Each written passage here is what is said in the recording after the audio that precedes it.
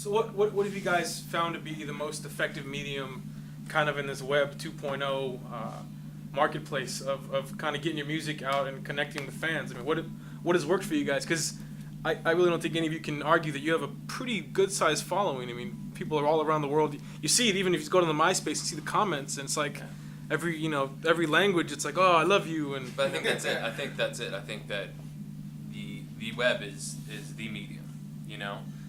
It's a singles market now because everything is being advertised as singles. That's how you do it. You can't really sell an entire album, and you can offer that, but I think that, you know, you got to make songs that are meaningful and grab people. You know, you got to have a message, but your message also has to be able to hold on to people. And if you got one song, that's like all those albums I bought when I was a kid. You know, there's that one song on the album that you bought it for, and then you realize it's not the best song on the album, and there's all these other songs that are really great. So if you have that one thing that kind of gets people interested and makes them think, you know, then hopefully they'll listen to the rest of the stuff. And I think that's what it is. I think it's iTunes and it's the online world, you know. For me, I mean, you mentioned Myspace. I think, and Myspace now is a little not really hip anymore. It's a little passé or whatever. Right. However, when we started about 3 years ago, Myspace was still a fairly new thing. And, I mean, we really have been blessed by Myspace. The fact that we were able to play shows for, 200 people within the first 4 or 5 months of our existence was literally because we were able to blast out to our entire social network that, hey, we have this going on. We were able to spread our music, and now, I mean, we don't have to deal with a lot of things that bands used to deal with in terms of flyers and getting out and whatever they did to let people know that they had a show going on.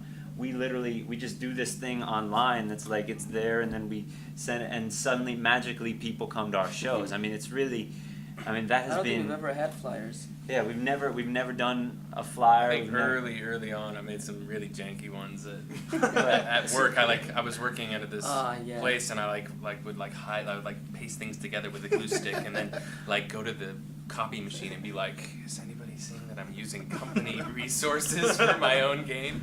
But cute. They were MySpace awful. Saves paper, saves the trees. That's right, it saves the trees. Yeah, it does. It's an eco-friendly choice. Well, I want to thank you guys again for coming through. You really didn't have to do that. You didn't have to freestyle through 2 songs, but you did. And I appreciate that from the bottom of my heart. I had another thing when you were asking about how we get our music out there without having a label right now, whatever it is.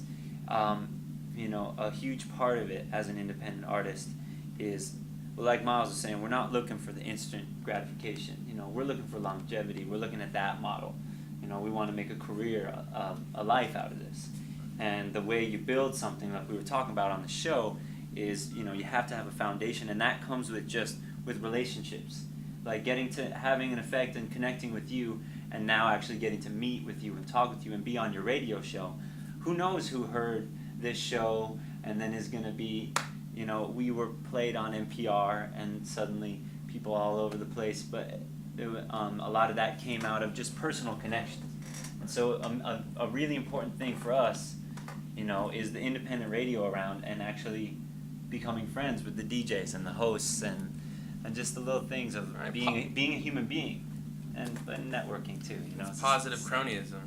Right. It's cronyism for the actual progression of a forward society. Like a society that's that we're trying to hopefully build, and we think our music reinforces. And it's amazing to have that ability to create a sense of community in a world now where the only thing we share in common is the things we use to separate ourselves, the gadgets we buy and the sidekicks and the iPods. Like, to actually have this interaction is amazing, It's a rarity. So I want to thank you guys again for coming through.